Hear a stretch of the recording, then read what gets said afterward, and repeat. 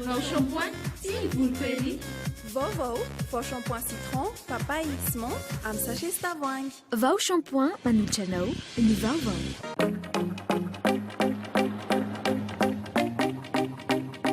Ny magasin Sharp eo akaiky ny pompier tsara lalàna manolotra anao ny vaovao.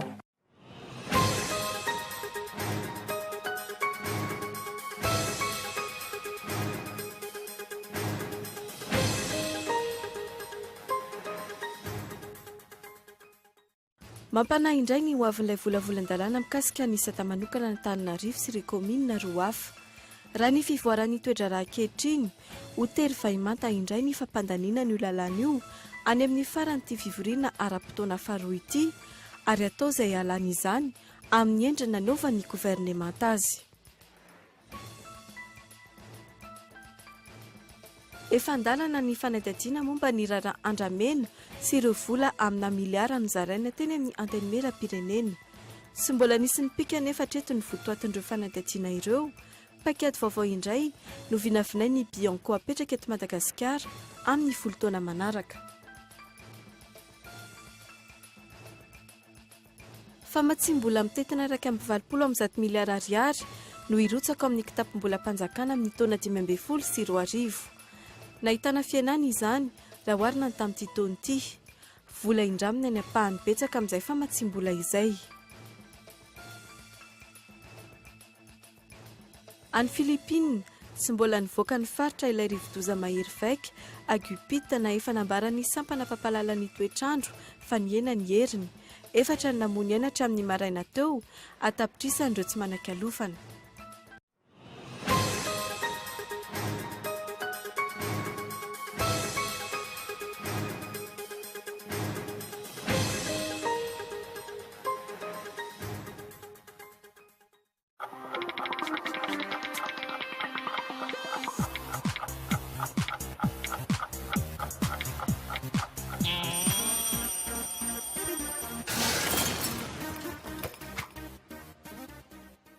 Mettez-vous à jour et choisissez le meilleur de la technologie. Le magasin Saint-Georges Vista vous offre plus que des cadeaux car les prix sont en folie. Des rice cookers, des robots multifonctions, des fours micro-ondes, sans oublier les machines à coudre Saint-Georges et Vista. Tous à des prix imbattables chez Saint-Georges Vista.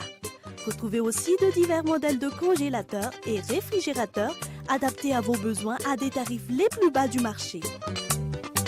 Magasin Saint-Georges Vista Tsaralalan, garantie et service après-vente assurés. Naturali, kokozato isanjato. Tsy miparitaka. Tsy mandoto, sady mora hoentina. Azo antoko. Tsara kalitao. Tsy matahotra orana. Ok. Ampiasaina Vau Coco. Tsara ho zao. Zato ariary. Soc à vitre en Outapenac. Menuiserie en aluminium. Rideaux métalliques. Volets roulants. Vitres. Tôle.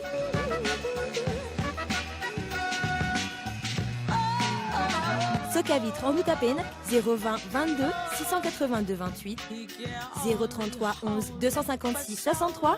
Soc à vitre en Outapenac. Très sincèrement à votre service. Tongolo voatetika, miavo kotomila, paty, ampio sardine Annie. Vita ny sakafo. Sardine Annie, ankafizo amin'ny fotoana rehetra. Mofo mikarepoka, tetika voatabia. Ampio sardine Annie. Vita ny sandwich. Ankafizo amin'ny fotoana rehetra ny sardine Annie. Sardine Annie, tsara tsiro, mora ampiasaina, mora vidy.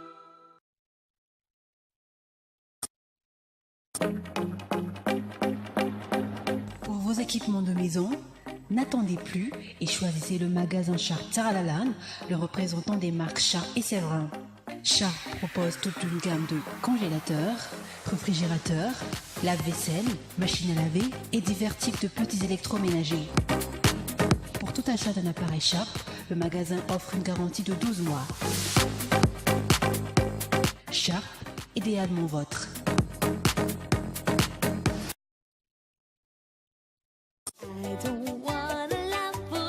Bonjour G. Salut G. Sy an G fahita. Andao aky mba hiaraka. Andao ary. Vidy entana rehetra ariary na 500 000 francs atao baolaiky a dia mahazo ticket tombola ray. Dia na voaloka mety ho azo. Tiky iny loka voalohany a. Mandray sanjara ary fa mety anao no itsiki vitana ka hibata ilay tele goavambe. Tandreny Sotara loka 20 beso na tolotro baolay ho anao. Fety milay miaraka amin'ny baolay. Une grande promotion pour tous les clients chez Leftmate pendant la fête de Noël et le Nouvel An. Des remises seront offertes pour les salons allant de 25% jusqu'à 50%. Meubles de bureau, 30% à 35%. Salle à manger, vaisselier, table basse, 25%, 30%.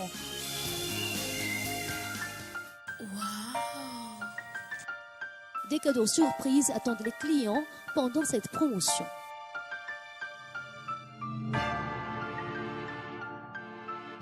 Leftmate, Anoussat.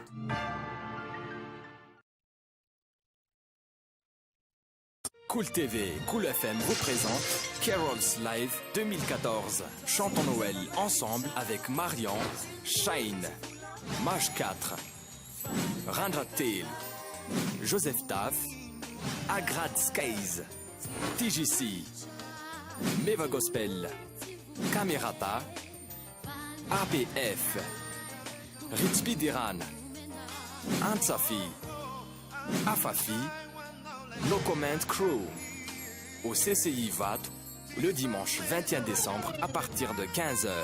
Carol's Live 2014, un spectacle haut en couleur avec nos finalistes du concours K-Rolls. Ouverture des portes à partir de 13h. Sono et lumière, Titan.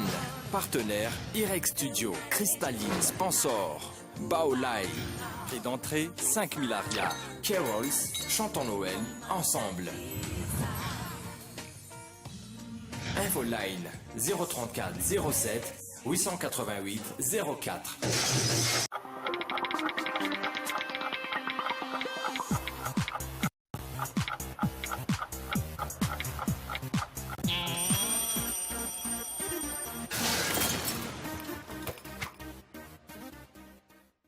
Dia mbola faly mitsidika ny tokantrano indray tomboka lasitsomboka avy amin'izao fiandohany herinandro vaovao izao miarabanao ary manasanao anaraka ny fampalam-baovao hatramin'ny farany alana tsiny ety am-piandohana ny fahatapahany ny fandarana izay narahinao teto amin'ny fahitalavitry ny Cool TV noho ny fahatapahany herinaratra fahoaraintsika avy hatrany ireo vaovao amin'ny tamin'ity anio ity eo amin'ny pejin'ny politika avy hatrany mampana indray ny hoavin'ilay volavan-dalàna mikasika ny sata manokana Antananarivo sy ireo komina roa hafa raha ny fivoaran'ny toetra r'ankehitriny ho terivemanta indray ny fampandaniana io lalana io any amin'ny faranty fivoriana ara-potoana faharoa ity ary atao izay halan'izany amin'ny endriny nanaovan'ny governemanta azy nandray izany kosa nefa ny mpampakateny ny anteny mera androany azon'ny governemanta tao ny mampiantso fivoriana tsy ara-potoana manaraka iany narabary no mitatitra ny mahakasika izay.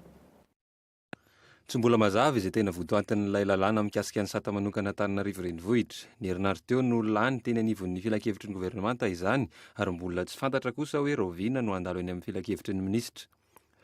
Resa ady nefa fa efa miainga andray ny tetika ampidirana izany volavolan-dalàna izany ao anaty lahadinika ity fivoriana ara-potoana faharoa ity. Misy amin'ireo karazan-dalàna voafaritra ao anatin'ny lahadinika no tsy maintsy esorina ampidirana ity volavolan-dalàna ity raha ny fanampim-baovao azo. Raha tsy hivina voafaritra ao anatin'io lalàna io ny fanitarana ny komina Antananarivo renivohitra. Ivato, Talatamaty, Akadikely Ilafy, Ambohimangakely, Andraninahoatra, Andoran'ny Fotsy ary Anosizato. Ny bentanàna isak'ireo boriboritany ireo izay miara fidina amin'ny andro iray. Fanontaninana mipetraka ny hoe inona indray no tanjon'ny fanjakana amin'izany. Sanatria ve dia isy indray ny finiavana hanao terivemanta hampandany izany volavolan-dalàna izany noho ny ateren'ny fotoana. Mety isy fivoriana tsy ara-potoana hafa indray handiniana izany hoy ny mpampakateny antenimieram-pirenena androany. Azo atao satria tsy maintsy manaraka koa tsika an'le hoe rafitry ny 12 andro anovana ny fijerena aty amin'ny antenimieram-pirenena. Na izany na tsy izany anefa mbola ataontsika hoe misy mekanisma azotsika ataoko ihany ny amin'ny fanaovana ny extraordinaire raha ohatra ka tsy tratra satria mbola manana fotoana lavalava ihany tsika ametrahana an'ireo andanina an'ireo lalànareo zany dia heverina zany fa raha tafiditra amin'ity dia atao ny fandiniana raha tsy tafiditra dia afaka manao extraordinaire atsika amin'ny fiandohany ny taona 2024 iny andrasana indray araka zany izay ataon'ny fanjakana ny amin'ny fandaniana ity volavolan-dalàna ity tsy voazao ihany koa nefa no hita teny amin'ny anteny meram-pirenena ny fampandaniana lalàna atao tery vaimata efa hita ihany koa izany teo amin'ny fananganana ireo karazana androm-panjakana ny repoblika faefatra. Raha valomanana kosa indray ny akatrafy ny solombavam-bahoaka Girivra Andrenarisolo hoe ny fivadibadian-kevitra ireo avy amin'ny fitondram-panjakana ny ankolafy valomanana ho iatrany ity solombavam-bahoaka ity raha tsy ahivina ny zoma farany teo laza ny tale jeneraly ny ACM fa lesoka teo amin'ny fitaovana no tsy nahafana namantatra ny fiaramanidina nitondra ny filoha teo aloha Marc Ravalomanana ny fitoriana napetraky ny orinasa ACM izay isan'ny antony mbola hitazominy ity farany any Antsiranana miaraka amin'ny Jean-Marc Coumba sy ireo mpiasan'ny ACM miisa efatra heriny tsy misy valiny matotra ary miovaova hatrany ny vaovao azy mikasika ny raharaha Marc Ravalomanana raha nolazaina tany am-boalohany fa fiarovana ny ainy no antony namindrana toerana azy any Antsiranana ny 17 ny volana oktobra farany teo ny arivan'io ihany anefa dia tapaka tao anaty filan-kevitry ny minisitra fa atao amin'ny toerana raikitra na résidence fixe ny tenany taorin'izay laza indray ny ministeran'ny fitsarana fa noho ny nahavoatonina ny anarany tamin'ilay raharaha mpiasan'ny ACM efatra ny mbola mahavoatana azy any Antsiranana fitorin'ny ACM izay tsy niainga raha tsy 3 andro tateorin'ny nahatongavan'ny Ravalomanana tale jeneraly ny tisapandraraha ity izay nilaza indray fa olana teo amin'ny resaka fitaovana no tsy nahafahana namantatra mialoha ny fidiran'ny Ravalomanana teto tsy maintsy misy équipement ny anatin'ny fiaramanidina mamaly any le signal zay alefan'le radar io vao mahita le radar io fa hoe iny fa misy roplanina ry zany hoe raha toka misy roplanina miditra eto Madagasikara ka vonoly le équipement à bord dia tsy hitan'io radar io izy dia misy tipana radar mahita na tsy misy équipement le roplanina dia hitan'le radar ihany misy zany any amin'ny tany sasany indrindra any amin'ny tany efa mandroso tsika tsy mbola manana an'izany eto Madagasikara donc tsy mbola ho hitantsika zany aloha amin'izao fotoana izao ka izy ary no omelohina raha zany inona ilay dosie nambaran'ny filoham-pirenena fa hiazomana ny Ravalomanana Marc dosie momba ny tsy fahampian'ny radara ve sa dosie hafa maizina tanteraka ny momba ity raharaha ity amin'izao fotoana izao vokatry ny fahanginan'ny ankolafy Ravalomanana nandritry ny 2 volana mahery nandeha ny feo fa nisy fifanarahana miafina teo amin'izy ireo sy ny fitondram-panjakana ny zoma lasa teo ny nanao antsoavy tamin'ny fitondram-panjakana ny vadin'ity filoha teo aloha ity ny amin'ny tokony hirsoana amin'ny fifampiresahana efa nisy ihany koa ny fanangonan-tsoniana atao an'izay famoahana ny Ravalomanana izay hatrany leo ny fivadibadian-kevitry ny fitondrana ankehitriny ny ankolafy Ravalomanana hoy ny solombavam-bahoaka Girivra Andrenarisolo be resaka sy manotokodiny resaka fotsiny maro sisa nataon'ny fitondrana tonga ny 17 ny volana oktobra ariva dia hoe nalaina teny faravotra ho faharovana ny ainy avy eo nefa dia lasa nekena indray fa lasa résidence surveillée dia avy eo mitokodiny hoe tsy nitory za efa ny anaina tsy ataonareo saminareo anatiny eo fotsiny réglementnareo hoe nisy tsy nety tao dia natao izao hoe vao tena tapaka ny tady eo amin'ny fitondrana rajonaromampianina sy ny ekipa ny Ravalomanana Marc naterany praiminisitra fa azo antenaina ny voan'ny Ravalomanana Marc mialohan'ny 12 desambra ho avy izao saingy iankina amin'ireo mpahay lalàna izany efa andalana kosa ny fanadihana momba ny raharaha andramena sy ireo vola amina miliara no zarainy teny anivo ny anteny meram-pirenena tsy mbola nisy ny pika nefa hatreto ny votoatin'ireo paikady vaovao indray no vinavinainy ny Bianco apetraka amin'ny 10 taona manaraka ho tanterahana rahampitso etsy amin'ny lapantanana ny andro ny fiadiana amin'ny kolikoly Michel Aranaritsaona ny emitra ho laharana fahatelo amin'ny 30 amin'nizato amin'ny firenena 5 amin'ny 70 amin'nizato eto Afrika i Madagasikara eo amin'ny resaka fiadiana amin'ny kolikoly raha toa ka laharana fahavalo amin'ny 20 izy ny taona 2024 folo taona aty aoriana tsy mbola misy mangirana ny fiadiana amin'ny kolikoly eto Madagasikara raha ny fanazavan'ny tale jeneraly ny Bianco tsy fiamorany tokoa zany ny ady amin'ny kolikoly teto amin'ny firenentsika io moa dia efa ny rahantsika mahafantatro iny na ny antony lehibe tena nisy amin'ny nampisan'ilay fiamorana dia le 10 taona nandalovantsika crise politika teto amin'ny firenena dia ny vahatanteraka ny fahefaham-panjakana nandritran'ireny fotoana ireny ary dia nahasolaka ny kolikoly ny Bianco tsy afaka nanteraka tsakany sy andavany asa izay nankinina taminy amin'ny fanenjehana natonga ny Bianco zany ny hevitra fa tsy maintsy mametraka tetikady vaovao misy tetikady mahomby kokoa ahafahana miatrika an'izay toe-javatra zay sy inona ny paikady vaovao hoentin'ny Bianco enimpolo isanjato taon'ny fitaranana tonga anivon'ny Bianco no mikasika ny fitsinjaram-pahefana aorian'izay no mikasika ireo mpitandro ny filaminana ary manaraka azy ny resaka fananan-tany. Hatreto ireo fanadadiana goavana mikasika ny firenena totosain'ny Bianco tahaka ny afera andramena ireo vola amina miliara nozaraina tetsy amin'ny anteny meram-pirenena dia tsy nahazoana valim-panadadiana mazava. Le hoe détournement ao amin'ny Assemblée nationale iny zany efa tarimibe nefa misy aneny vaovao iny ary fantatsika tsara ho tamin'iny ny filohan'ny anteny mera no miantso mihitsy azy ny Bianco hanao fanadihadiana mikasika an'iny dia efa eo mpanaovana zany no araka ny lazaiko hatramin'izay hoe ny fanadihadiana amina raharaha lehibe ohatran'ireny anie tsy vita vetivety. Ny andramena indray zany iny moa fa nilazaiko hoe ny Bianco dia efa nametraka rafitra manokana afahana miatrika an'izy io na eo amin'ny olona izay tokony hanao fanadihadiana zany na amin'ny fotoana izay tokony hanaovana an'izany. Ny taona 2013 no nanomboka ny ady tamin'ny kolikoly Madagasikara tamin'ny alalan'ny Bianco. Tondrosaina rahampitso 7 Desambra kosa ny fankalazana ny andro amin'ny fiadiana amin'ny kolikoly eto Madagasikara, lanonana izay ho tanterahana etsy amin'ny lapan'ny tanàna Analakely. Fa efa karazan'ny maty ankaranany sady ny foto-kevitra lehibe ny poitra nandritra ny tolom-bahoaka ho ety manangana ny haute cour de justice fitsarana iankina tanteraka amin'ny ampahany betsaka amin'ny fitondram-panjakana ny haute cour de justice ipoitra eo raha ny voalaza ny volavolan-dalàna izay nandalo teny anivon'ny filan-kevitry ny minisitra sy efa tonga teny anivon'ny anteny meram-pirenena ankehitriny sady mpitsara no mpitory ny fiadinan'ny repoblika ao anatin'ny haute cour de justice matoan-dahatsoratra Enikaja Rakotomanantsoa. Misy andininy raika amin'ny fitopolo ilay volavolan-dalàna amin'ny fananganana ny haute cour de justice ary ahitana fizarana efatra. Raha ny voalazan'ny andininy fa raika amin'ny 30 amin'ny 100 amin'ny lalam-panorenana natao hitsara ny filoham-pirenena sy ireo tompona ndraiky mpanjakana ambony amin'ny eloka taon'izy ireo izay voasokajy sy haute trahison na famadihana tanindrazana ny haute cour de justice. Ny lalam-panorenana no mamaritra io antsoina hoe haute trahison io. Hodininy eny amin'ny anteny meram-pirenena ity volavolan-dalàna ity.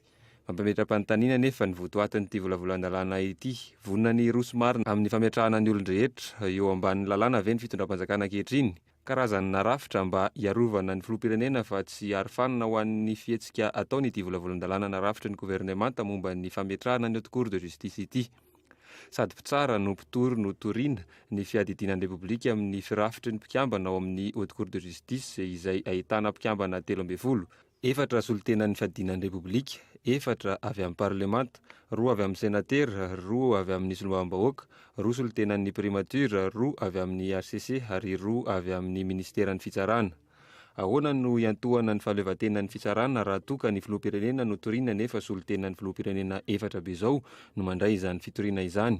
Ny solitenan'ny fiadidinan'ny repoblika izay eo ambany fibaikoan'ny filoham-pirenena no maro indrindra ao anatin'ny haute cour de justice tian'ny gouvernemanta ajoro. Ho totosa hatramin'ny farany ve ny fitsarana ny filoham-pirenena. Ambony dia ambony araka izany ny herijika maty ahatonga ny HCJ ho fitsarana miankin-doha ankolaka amin'ny fiadidinan'ny repoblika. Tsy vitan'izany fa mbola sarotra ihany koa ny fomba ahafahana mametraka fitoriana.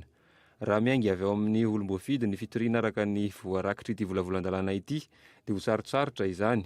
Raha ny filohan'ny repoblika no toriana dia mila sonian'ny manam-pahefana miisa 700 izany, izay mitsinjara ho ben'ny tanàna 500, solombam-bahoaka 50 ary le olona 30. Azo azavaina amin'io fihetsika io ny kajy politika mampiemitra lava ny fifidianana kominaly. Eo ihany koa ny filomanan'ny HVM andrombaka ny arivo mahery amin'ireo ben'ny tanàna 750 sy 700 fidiana eto Madagasikara. Mety ho ity HCJ ity ihany koa ve no mahatonga ny vola 130 volam-panjakana nalefa tany amin'ny commune tao anatin'ny volam-panjakana 520 sy 2000 farany teo mba ahafahana mifeny ben'ny tanàna. Raha ireo tompona ndraiky mpanjakana hafa toy ny prime ministre sy ireo lehibe ny androm-panjakana na ireo ministra isan-karazany indray no toriana eny amin'ny HCJ dia ilana soni 30 sy 700 izany, ahitana ben'ny tanàna 50 sy 200, solombam-bahoaka 50 ary senatera 50.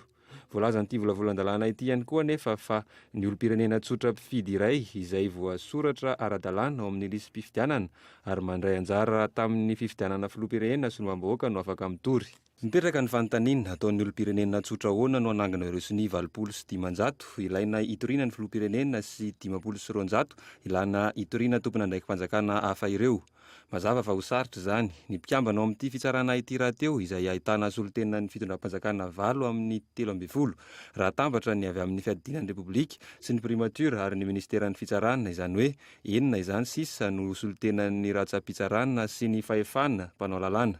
Anahoana ny hodidim-pitsarana na endrim-pitsarana ataon'izany fitsarana izany raha toka ny filoham-pirenena ohatra no misy mitory vao eo amin'ny fanangona tsony hametrahana fitoriana dia hidofitra ny akamaroany ny fitoriana ankehitriny. Raha toka ny filoham-pirenena ohatra no misy mitory vao eo amin'ny fanangona tsony hametrahana ny fitoriana dia hidofitra ny akamaroany ny fitoriana ankehitriny raha tsy resaka afa-tsy ny resabola mitobaka atsy amin'ny ateny meram-pirenena isika.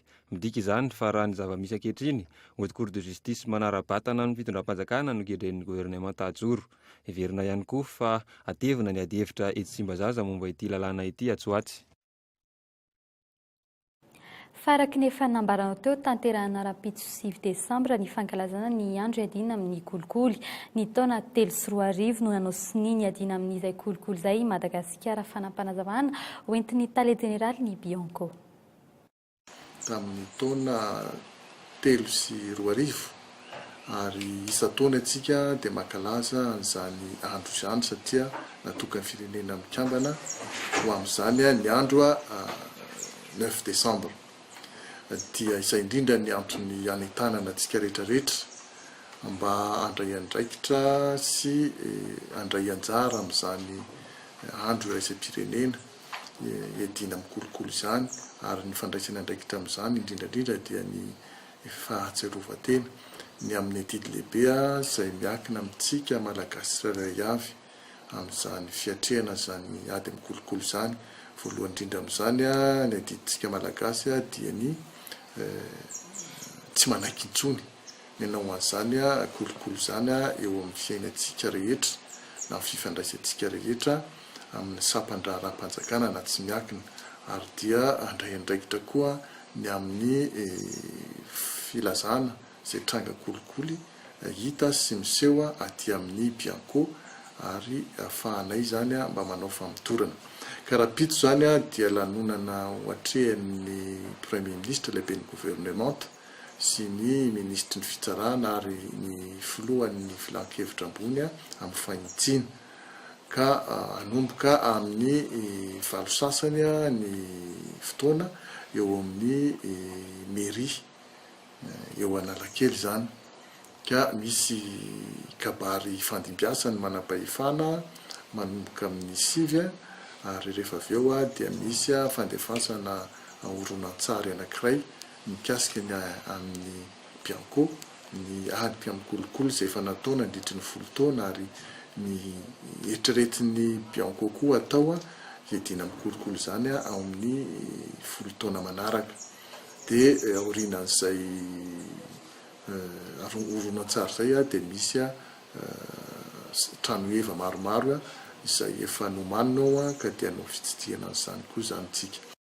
Eo amin'ny pejin'ny toe-karena kosa indray fa matsimbola mitetina 2.1 miliara ariary no irotsaka ao amin'ny kitapo-bola mpanjakana amin'ny taona 2023 nahitana fienany izany raha oharina amin'ny tamin'ity taona 2023 ity ho an'ny vondrona Europeana mbola miandry ny fivoahan'ny drafim-panjakana ho an'ny fampandrosoana na ny PND ny fivoahan'ny famatsimbola avy amin'ny alalan'ny Fed andiany faharaiky 20.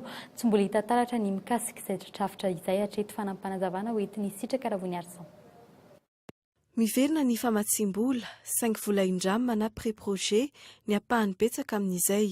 Mitetina 710 miliara ariary izany ho antaona 2022 raika amby 720 miliara ariary kosa no arotsaka ao anatin'ny kitapo-bola mpanjakana anampiana ny teti-bola. Nahitana fienany izany raha oharina ny tamin'ity taona ity 7.7 miliara ariary eo izay elanelan'izay. Mbola taratasy avokoa ireo famatsimbola ireo dingana maro no lalovana mialoha ny voahany izany. Na ireo famatsimbola nampanantenaina tamin'ny taona 2022 aza tsy tafavoaka hatramin'izao. Isan'izany ny famatsimbola mitetina $570 tapitrisa avy amin'ny banky iraisam-pirenena sy ny $770 tapitrisa avy amin'ny tahirim-bola iraisam-pirenena. Ho an'ny vondrona Europeana, mazava ny fanazavana ny meny nisy olo tena maharitra miasa eto amintsika. Miandry ny drafim-panjakana momba ny fampandrosoana na ny plan national de développement ny fivoany famatsim-bola avy amin'ny fety andiany faraika ambe folo. Momba ndreo fanampiana irotsaka amin'ny kitapom-bola-panjakana indray, vola mitetina 720 faingo 9 miliara ariary no meny ny vondrona Eropeanina. Mialohan'ny faran'ny taonty no ivoaka ny 700 miliara ariary amin'izany ary amin'ny taona 2012 ny apahany faharoa. Fa ina tsy ho voatazo ny Madagasikara ny ilarana faharoa misy azy amin'ny famokarana sy fandranana jirofo makany ivelany. Raha toka 2,000 taonina no avoaka sy lafo amin'ny tsena iraisam-pirenena isan-taona, tsikaritra sady roa volana ty aorian'ny sokafan'ny tsenan'ny jirofo an'ny taona 2024 fa mety henatra ny amin'ny 100 taonina izany araka ny nambarany talegin'ny kabinetra ny ministeran'ny varotra sy ny fanjifana. Vokatry ny tsy fahafehezan'ny fanaraha-maso miantra ny gaboraraka ary miaratsy ny kalitaon'ny jirofo aondran'ireo mpandrarava eto Madagasikara. Miroso amin'ny politika ny fanaraha-maso araka izany ny ministeran'ny varotra ampiakarina ny vokatra jirofo aondrana. Fanadidina. Manodidina ny 2,100 taonina ny jirofo aondra Madagasikara isan-taona. Raha 2 ariary ka hatramin'ny 4 ariary ny vidiny 1 kilao, mitety-bidy 2,5 tapitrisa ariary ny jirofo vidin'ireo vahiny ao anatin'ny taona iray. Tazona ny laharana faharoa manerana izao tontolo izao Madagasikara amin'ny fanondranana girofle ao aorianan'ny Indonezia izay manondrana 10,000 taonina, ao alohan'ny Zanzibar manondrana 4,000 taonina. Ny olana nefa miaratsy ny kalitaon'ny vokatra avy eto Madagasikara raha ny nambaran'ny solombavam-bahoaka amin'ny Mananara. Dia sabote enerzala mba hampiakatra ny poany asiana reny fantsika reny eo anatin'ilay kibo girofle madio tsara miala amin'ny tantsaha reny, rehefa tonga amin'ny mpividy indray dia iny indray fa asia enerzala fasika, asia enerzala grify, indraindray mbola ajoboka ao anaty rano amin'izay mba mavesavesatra ny poany. 20 Oktobra nisokatra ny tsenan-jirofo ho an'ny taona 2024. Roa volana tsy aoriana izany, manasa ady ny ministeran'ny varotra fa hilatsaka hatramin'ny 100 ny apetsahan'ny jirofo aondrana amin'ity taonty. Nambaran'ny talegin'ny kabinetra fa mifaharatsian'ny kalitaon'ny vokatra no tena antony fanahiana io. Mihemotra ireo mpandrarava vahiny mandray ny jirofo avy eto Madagasikara, vokatry ny gaboraraka amin'ny tsy fanaraha-mason'ny kalitao. Hoento mamahy izany, maminavina politika hanatsarana ny tsenan jirofo ny ministeran'ny varotra. Vondrana izany ny mpanondrana girofle. Voalohany izany amin'ny taonty vondrana mba hanatsara ny qualité. Sy tiana mpanondrana tonga eto izy 3 volana fotsiny izy ny tonga eto manondrana dia tsy mamerina rapatriement de devise. Amin'izay fotoana izay zareo dia tsy afaka manao intsony amin'ity taonty. 520 hatreto ireo orinasa mivondrona amin'ny GEGM na ny fikambanan'ny mpanondrana jirofo eto Madagasikara. Mbola misy mpamokatra hafa nefa ankoatra ireo manondrana jirofo ary ireny ny tena fototry ny olana amin'ny tsy fanarahana amin'ny fenitrirezam-pirenena. Tsy amin'ny clou de girofle ihany no isehoan'ny olana fa na ny menaka na huile de girofle aza ahitana faharatsian'ny kalitao ihany koa diso mitsiranoka. Lafim-baovao fakosa indray maro ny olana manjavozavo eo amin'ny orinasam-panjakana Jiramana dia teo aza ny fanoloana tompona andraikitra isan-tsokajiny tsy mbola hita taratra ny fivahan'ny olana mbola mitohy hatrany fahatapahany herinaratra na ny olana ara-pitaovana na ara-tsolika na ny ara-bola tsy mbola hita-mba olana misongadina sy mivaingana hatreto. Etsy ankilany mampimetra-panontaniana ny fangaraharaha ny fitantanana eo anivon'ity orinasam-panjakana ity. Fanadidina. Inona marina ny zava-mitranga eo anivon'ny orinasa Jirama? Solika fanteran'ny milina tsy fahampiany ny vola mihodina eo amin'ny orinasa, izany ny voalaza fa fototry ny olana tsy ahafahana misoroka ny delestage eto amintsika. Efa nisy ny fanoloana ny filohan'ny filakevim-pitantanana sy ny fanalana ny minisitra tompon'andraikitra izay noheverina hitondra vahaolana. Ankoatran'izay, nilaza ihany koa ny mpitondra teny ny governemanta fa efa andalana ny famahana ny fitadiavana sy fampidirana fitaovana vaovao. Raha ny voalaza ny paitoekarena iray, tsy tokony isy apiaia ny fividianana milina eo anivon'ny orinasa toy itony raha misy ny appel d'offre mazava. Ny renike efa misy peta-drindrina dia efa roa manarakaraka an'izany samy efa mahafantatra ny mety ho vidiny io. Fa ny mety olana fotsiny izao ilay hoe isany tena mahafantatra le atotanisa mikasika ny vidiny sy mikasika ny hoe 4 metre cube ilay izy. raha mazava sy tsy misy ahina ny fividianana ireo fitaovana fampiasain'ny jirama, inona no mbola mampitoy ny olany jirama ankehitriny. Raha ho any atsarana manokana ohatra, herinaratra hatramin'ny 10.5 megawatt no ilaina ampiodinana ny herinaratra ny atoerana, raha toa ka 8.5 megawatt ihany no tratra ny orinasa jirama no ny fanterany fitaovana. Eo ihany koa ny trosa-babeny fanjakana amin'ireo kampania tsolika eto amintsika. Aiza ho aiza arak'izany ny fanaraha-maso, ny fampitaovana ny orinasa sy ny fifanarahana amin'ireo mpamatsoloka eto amintsika. Isan'ny fitakiany ny mangarahara ataon'ny mpanjifa eto amintsika izany, toy ny hetsika ny seho ny sabotsy lasa teo teny Anosy. Fatafitra ao anatin'ny fanatsarana ny toe-karen'ny Afrika ao anatin'ny 50 taona tonga eto Madagasikara ireo delegatsiona avy amin'ny badina ny Banky Afrikana ho an'ny fampandrosoana tanjon'izy ireo ny fampahafantarana ny Founds Africa 50 ity farany izay fomba vaovao amatsim-boly eto Afrika amin'ny alalan'ny fampiroboroboana ny fiarah-miasan'ny fanjakana sy ny sehatra tsy miankina. Ny fananana tetikasa vao homana tsara no fepetra takin'ity fomba famatsim-bola vaovao ity ireo fototra-hevitra sa no voakasiky ny Founds Africa 50 raha ny eto Madagasikara manokana raha toa ka avitra ny tetikasa eo amin'ny fototra-hevitra sa lehibe aty Afrika vinavinaina ny ampiakatra ny arikarena faobe hatramin'ny 2.5 isanjato fanampanazavana. Ny firenena afrikana efatra amin'ny 50 dia afaka mangataka ny fampiasana ny Fonds d'Afrique 50. Afrika 50 araka andrasana tao zany dia mifatoka kokoa amin'ny fampiroboroboana fiarah-miasa ny fanjakana sy ny sehatra tsy miankina na partenariat public et privé fa amin'izay fotoan'izay kosa dia tsy maintsy manana projet vita vomana tsara ahafahana mitady vola amatsina azy. Fa eo amin'ny pejy ny fampianarana mba raha tonga ambony kosa indray nisy nandoro ny Braony Sojabe ny sambam-pampianarana manofana ho mpitsabona ny faculté de médecine androany tokony ho tamin'ny rayora maraina asa fandrobana sy fanombana ny fananam-panjakana ireo ny zavaniseho tsy ampitsony isan'ny mpiambina eny an-toerana ka mila atevena hoy ny avy anivo ny mpitandro ny filaminan'ny fanadihadiana. Fanindrony zao misy nandoro tetỳ amin'ny université Ankatso ny faharoa ny volana novambra lasa teo ny farany. Dia izao ny tranga omaly alina izao indray. Tamin'ny ray sasany tonga teto dia tato ny pompier no najanona fa satria eo no akaiky kely indrindra. Dia niakatra tamin'ny tohatra izay teo no nahitana an'ilay satria abery zany nahitana resaka hoe ny menamena be tao hoe voaka setroka be mihitsy. Izay tsy isy tafiditra mihitsy fa nihiditra ny trano nihiditra vao. Tsy izay no tena marina. Dia ny zavatra ny eto amboan'ilay izy zany misy gendarme matory eo miambinao dia ireo no nandeha nilaza tamin'ny agent de sécurité anay dia ny agent de sécurité ny antso anay dia izay le izy. Nanao fanambarana mitaky famaizana ireo nahavanona ny loza ireo mpampianatra sy mpandraharaha eo amin'ny toeram-pianarana ambony momba ny fitsaboana eny amin'ny université Ankatso io maraina io. Fampihorohorona ny ireo mpampianatra izay namolavola ireo mpianatra mpitsabo fanakorontanana ny asa fampianarana sy ny asa fitsaboana no fandraisan'izy ireo an'izao fihetsika izao. Miantso ireo ray aman-dreny mba hiara-hiasa aminay amin'ny fitadiavana ireo navandoza ireo ary indrindra miantso ny mpianatra mba ho tony hatrany.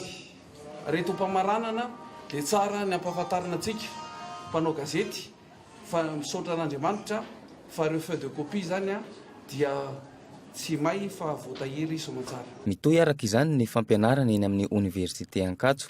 Ankoatr'izay, miisa 70 eo ny mpiambina eny amin'ny université Ankatso isaky ny alina.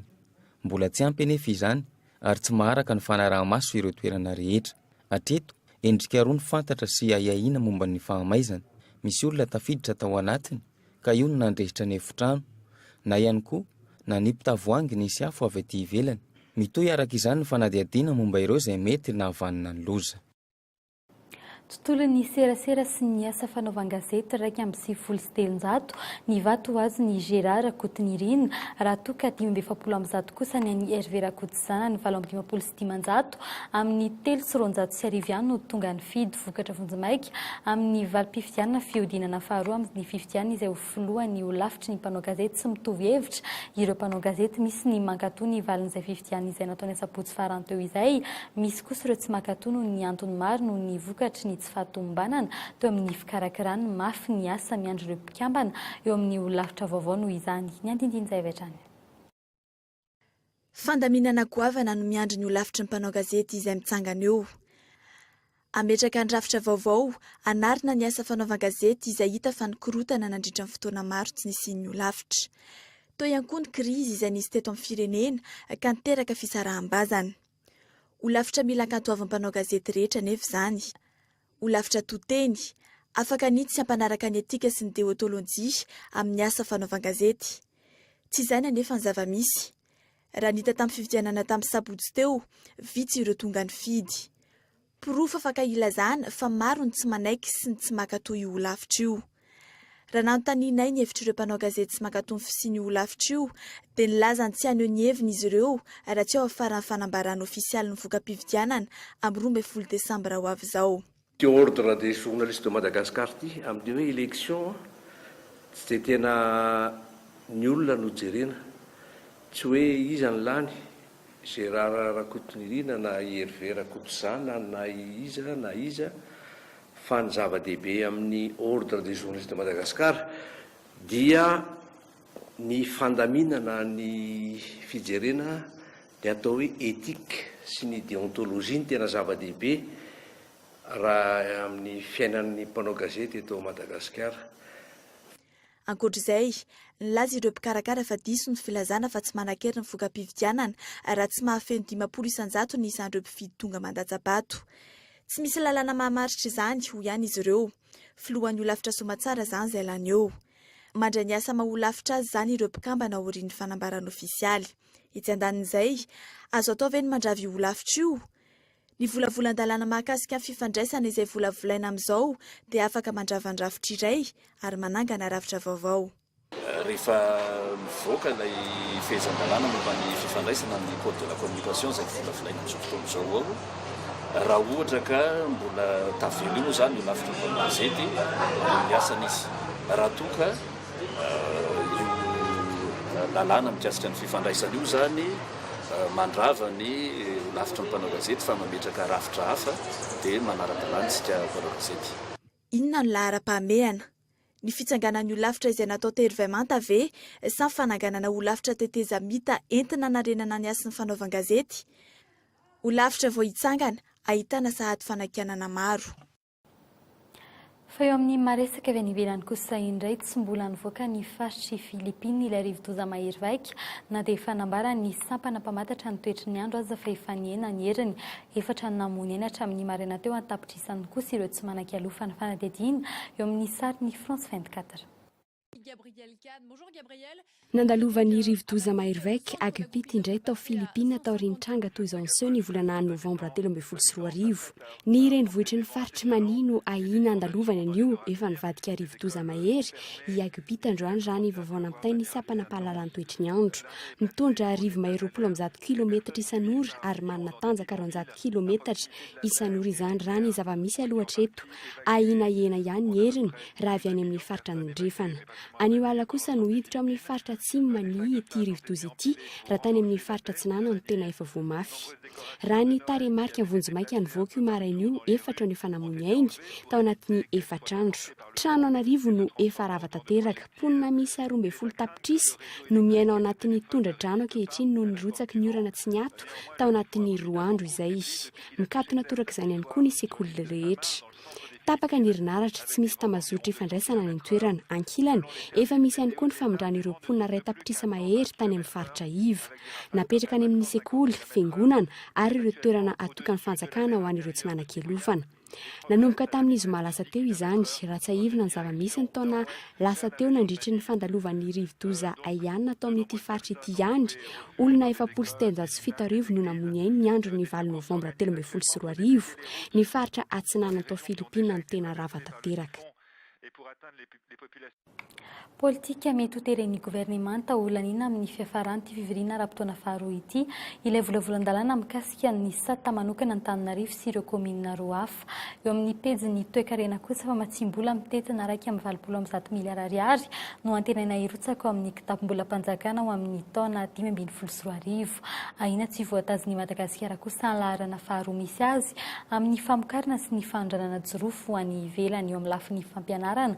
Nisy nandoro ny Braun ny sojabe ny sampam-pianarana manofana ho mpitsabona ny faculté de médecine androany tokony ho tamin'ny iray ora maraina. Dia izay ihany koa no entina manakatona ny fampahalaam-baovao amin'ny teny malagasy tamin'ny tianio ity sornatra ianao niaraka tamin'ny hatramin'ny farany amin'ny sivy latsaka fahefa nanarainao ny fampahalaam-baovao amin'ny teny frantsay. Ny tena kosa metraka ny veloma ho amin'ny rampitso indray veloma tompoko.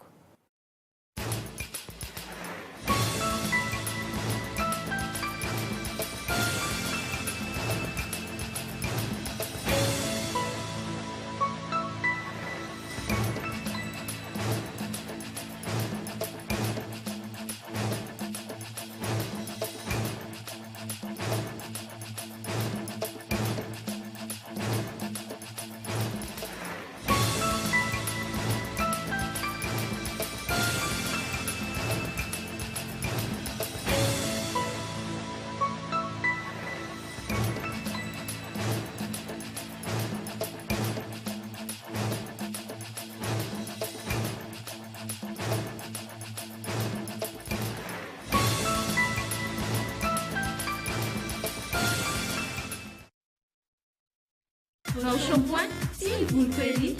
Vao shampoing citron, papaye mixement, amin'ny sachet sy tavoahangy. Ny fampahalalam-baovao ny Cool TV dia nirahanao tamin'ny Vao shampoing.